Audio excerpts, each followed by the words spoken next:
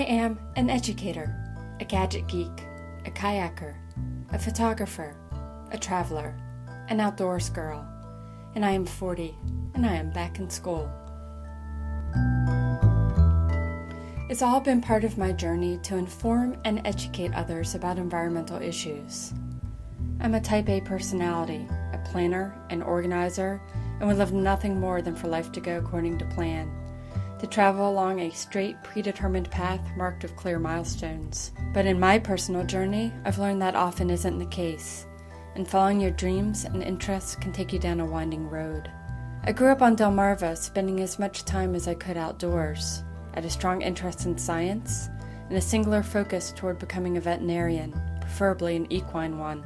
I learned as much as I could about the field in high school, studied biology and chemistry in college, and then headed off to vet school. I started the program, but it just didn't feel right.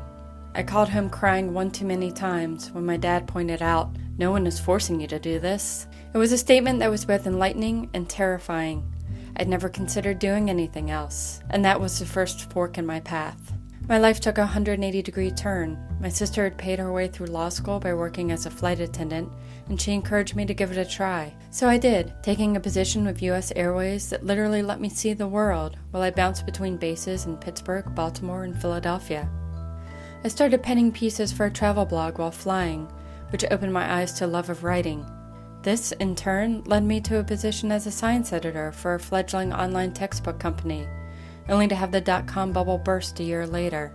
Another fork in the road.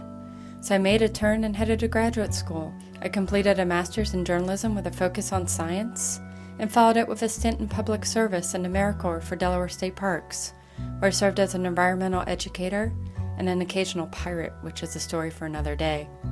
From there, I worked in communications and education and outreach for the Chesapeake Bay Foundation, then University of Delaware, and Delaware Sea Grant. And at each step of this zigzagging journey, I learned lessons and gathered skills I used further down the road. As a flight attendant, I learned valuable people skills and became confident speaking to large groups, which came in useful doing public outreach programs later. In AmeriCorps, I learned the power of teamwork when a group of like-minded people come together for a common cause, for restoration, public education, and relief efforts when we were called into service to assist the Red Cross in the Gulf region after Hurricane Katrina. There, I experienced firsthand the severe environmental impacts such a storm can have on communities. Next, I continued to work on grassroots service projects at the Chesapeake Bay Foundation, which taught me that local volunteers will be eager to learn how to help restore shorelines and monitor water quality when you can show them the benefits and impacts of their work. This revelation was strengthened in my work with Delaware Sea Grant, where I work to help researchers relate their science to the general public and explain how their work impacts our daily lives. And throughout it all, I continued to doing freelance work in journalism, profiling environmental leaders, and covering topics such as local recycling efforts. And I continued to travel and see firsthand how we're all facing the same issues in environmental stewardship and education. From marine debris littering the shores of our one global ocean in Hong Kong, to rising seas in Venice, to classrooms in South Africa.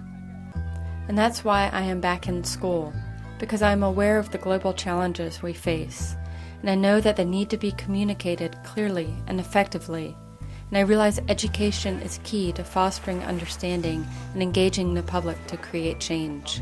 I am building upon my background in science and communication by working toward a doctorate degree at University of Delaware to improve my educational leadership skills so that I can work to better teach the public about environmental issues, utilize technology to help them visualize scenarios that may impact their future, and communicate complex scientific research more effectively.